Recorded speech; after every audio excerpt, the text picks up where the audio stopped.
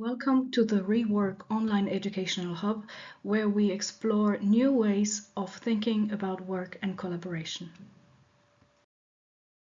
In this module, we explore how collaborative business models respond to changing work expectations and support young professionals in shaping more flexible, participatory work environments. In this session, we explore how collaborative approaches to business and work respond to a profound cultural shift taking place in today's labor market.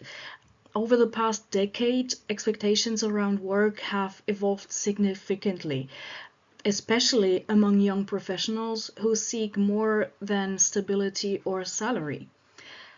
Rather than focusing only on traditional employment structures, this chapter examines how collaboration, shared value creation, and participatory environments are reshaping professional pathways.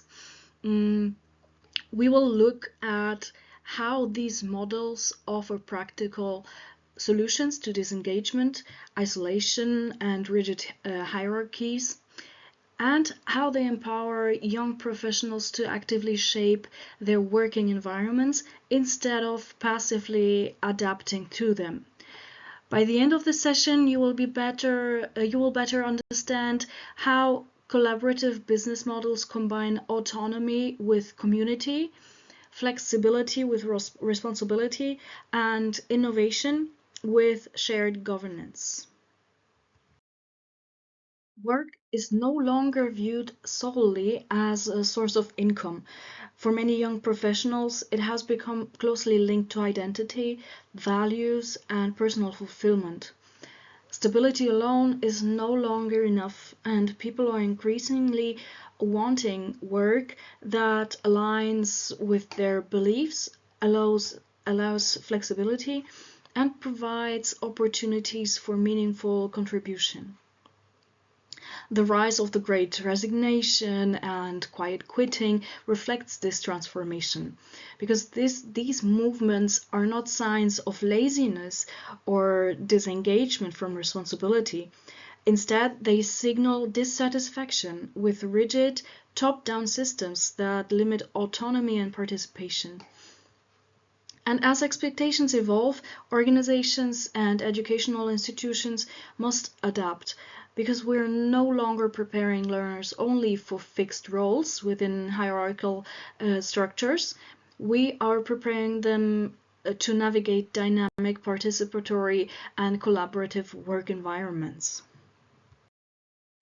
So here we move from the general cultural shift to a more precise understanding of what collaborative business models actually involve.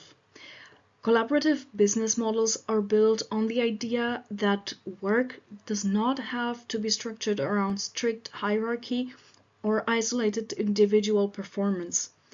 Instead, they create environments where people contribute both economically and socially. This means that value is not only measured in financial outcomes, but also in shared learning, collective growth, and community impact. So in these models, professionals operate within ecosystems rather than silos. They exchange ideas, share resources, and often participate directly in shaping decisions that affect the direction of the organization. Governance tends to be more participatory, and members are not simply employees or users, they are contributors and co-creators. You will also notice that collaborative business models can take many practical forms, such as co-working spaces, incubators, cooperatives, or innovation hubs. What connects them is not the building or the infrastructure, it is more the organizational logic behind them. Shared responsibility, transparency, and active engagement. If you would like more time to read through the details on this slide, feel free to pause the video now. Collaborative business models don't look the same everywhere. They can take many forms. You might see them as co-working spaces, as I said before, innovation hubs, incubators, cooperatives, or living labs. On the surface, these environments may seem quite different. Some focus on startups and entrepreneurship, others prioritize social impact or experimentation. But if we look a little deeper, the similarities become clearer. In each of these settings, people work in a flexible, user-driven environments. Resources are shared, knowledge circulates openly, and members are encouraged to collaborate rather than compete. Decision-making is often participatory rather than imposed from above. So what really connects these different formats is not the physical space, it is more the way work is organized and the mindset behind it. Because collaboration is not an extra feature, it is the foundation. So take a moment to reflect. Which of these formats have you encountered before, and which one feels closest to the future of work as you imagine it? All right. What really sustains collaborative business models are not just structures, but their shared values. Democratic participation means that members are not simply users of a space or employees within a system. They often have a voice in decisions that affect the community. That sense of involvement changes how people relate to their work. Openness is another key element. Knowledge is not guarded, instead it circulates, and people learn from each other across disciplines and experiences. So that exchange creates innovation in a very organic way. Accessibility also matters. These models often aim to include diverse professionals, backgrounds, perspectives, so the diversity itself becomes a strength. Sustainability is not only about environmental responsibility, although that can be a part of it, but it is also about sustaining relationships, shared resources, and long-term collaboration. And finally, there is community engagement. A strong collaborative model does not function as an isolated island. It connects to its wider ecosystem, and all of this explains why we say that collaborative business models are not only economic models, they are cultural ecosystems built on trust, transparency, and shared responsibility. So as you read through these values, please consider which one you think is the most difficult to implement in practice and why. So you can pause this video and reflect on this issue. When we look more closely at why young professionals are choosing collaborative business models, one pattern becomes clear. These environments respond directly to what many feel is missing in traditional workplaces. Flexibility is not just about working hours, it is about having influence over how work is structured, it is about adapting work to life rather than the other way around. Belonging is equally powerful. Many professionals, especially in remote or highly competitive systems, experience isolation. Collaborative environments reduce that isolation by embedding individuals within active communities where exchange and support are part of everyday practice. Knowledge sharing plays a very crucial role because in these spaces, learning does not happen only through formal training. It happens through conversation, observation, and collaboration across disciplines. That cross-sector interaction often sparks innovation. Real participation in decisions is another important factor. When individuals feel they have a voice, their level of engagement changes. They move from passive execution to active contribution. And finally, purpose matters. Many young professionals want their work to align with their values, as we have seen before. Collaborative models often create space for social impact, sustainability, and shared meaning. So taken together, these elements explain why collaborative business models are not simply alternative workplaces, they are environments that reshape motivation and professional identity. One of the most important contributions of collaborative business models is their potential to address disengagement. Isolation has become a significant issue in modern work environments. In highly competitive offices or fully remote structures, professionals can easily feel disconnected from colleagues, from decision-making processes, and sometimes even from the purpose of their work. Collaborative environments work differently. By embedding professionals within active communities, they create space for interaction, shared accountability, and collective problem solving. People are not working next to each other by coincidence, they are part of a shared system. So this shared system increases ownership. When individuals contribute to decisions and see the impact of their input, engagement naturally rises. Accountability is not imposed from above, but it emerges through participation. Collaboration also strengthens well-being. Feeling supported, recognized, and connected reduces burnout and enhances resilience. At the same time, diverse perspectives fuel creativity and innovation. And in this way, collaboration is not just a method of organizing work, it becomes a mechanism for restoring motivation and strengthening professional identity. Working in a collaborative environment requires a very specific set of skills. Technical competence alone is not enough. In fact, in many collaborative settings, interpersonal and self-regulation skills become even more important than technical expertise. Communication is fundamental.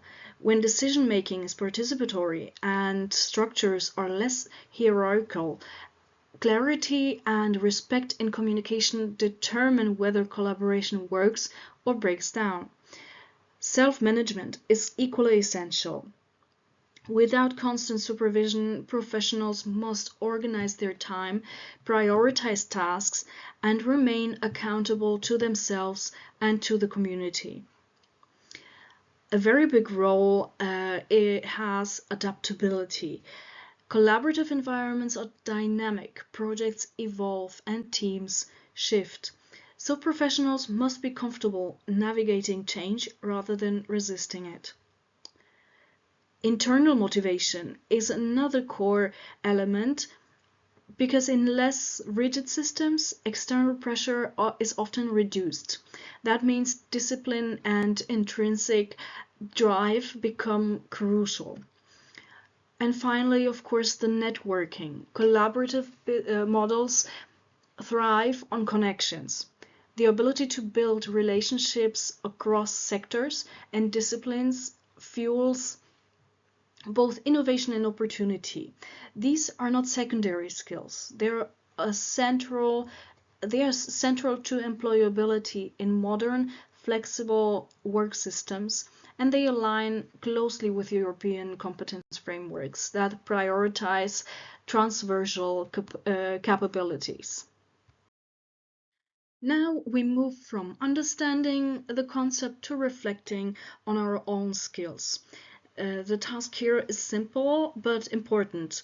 So I would like you to assess your current level of confidence in 5 key areas that are essential for collaborative environments: communication, self-management, adaptability, motivation, and networking. For each skill, rate yourself on a scale from 1 to 5. Be honest with yourself. This is not about evaluation or judgment. It is more about awareness, self-awareness. After rating yourself, identify one skill that feels strongest and one that you would like to strengthen in the coming months. So please pause the video on this slide, take a few minutes to reflect and note your answers. Resume when you're ready to continue. Imagine that your collaborative space receives significant funding. This funding would allow the space to grow, expand its impact, and possibly reach more professionals. On the surface, this seems like a clear opportunity. However, there is a condition. The funder expects influence over branding and strategic decisions. This introduces a tension between financial sustainability and community autonomy. This type of a dilemma is common in participatory governance models. Growth often comes with trade-offs, and the question is not simply whether expansion is good or bad. The real question is which values should guide the decision. Pause the video now and carefully read through the dilemma on the slide and take a moment to reflect on the implications before moving to the next slide. Now it is time to take a position. Imagine you are a member of this collaborative community. You are not an external observer. The outcome will affect you and the people you work with. How would you respond? Would you prioritize growth and financial security, even if it means accepting its external influence? Would you protect autonomy and community identity, even if that limits expansion? Or would you look for a compromise, perhaps through shared voting or negotiated conditions? There is no single correct answer here. What matters is the reasoning behind your choice. So now you can pause the video and take a few minutes to decide what you would do. Now we move from analysis to creation. I would like you to design a simple collaborative concept of your own. It does not need to be detailed or perfect. Focus on the core structure. Who would it serve? What shared value would it create? How would decisions be made? And how would it remain financially sustainable? Up to this point, we have examined collaborative business models as organizational structures. However, their significance goes beyond structural design. At a deeper level, these models represent a transformation in how we understand work itself, because traditional systems are often built around hierarchy, clear separation of roles, and centralized authority. In contrast, collaborative models distribute responsibility, encourage dialogue, and rely on shared accountability. This shift challenges long-standing assumptions about productivity and control. In traditional systems, value is often imposed from the top down. In collaborative systems, value is co-created. Authority becomes something negotiated and distributed rather than concentrated. Moving towards collaboration therefore requires a mindset change. It involves rethinking competition as cooperation, isolation as community, and passive execution as active contribution. In collaborative environments, professionals are not simply fulfilling tasks. They participate in shaping the direction, the culture, and the identity of the system in which they work. They are contributors and decision makers, not just employees. For educators and trainers, this is particularly important. Because teaching about collaborative business models is not only about explaining alternative organizational formats, it is about preparing learners to think differently about work as something shared, shaped collectively, and grounded in mutual responsibility. The concepts we have discussed today are not meant to remain theoretical. On the Rework Educational Hub, you will find practical tools that allow to explore collaborative business models more deeply. These resources are designed to help you move from reflection to experimentation. Instead of only understanding the principles, you can begin applying them, testing ideas, and adapting them to your own educational or professional environment. If you're interested in developing your concept further, I encourage you to explore the platform and work through the additional materials at your own pace. In the next module, we will expand our perspective and explore flexible working methods and innovative work environments. We will look at hybrid systems, remote collaboration, and inclusive workplace design, all of which are reshaping how professionals interact and perform their roles. All of the materials presented have been developed collaboratively by the Rework Consortium. Importantly, these materials are available in all partner languages, ensuring accessibility and inclusiveness across the different countries involved in the project. This collaborative approach in developing the content reflects on the very principles that we have explored throughout this chapter. Thank you very much for your attention and engagement. I encourage you to continue exploring, reflecting, and applying these ideas in your own professional context. Thank you very much.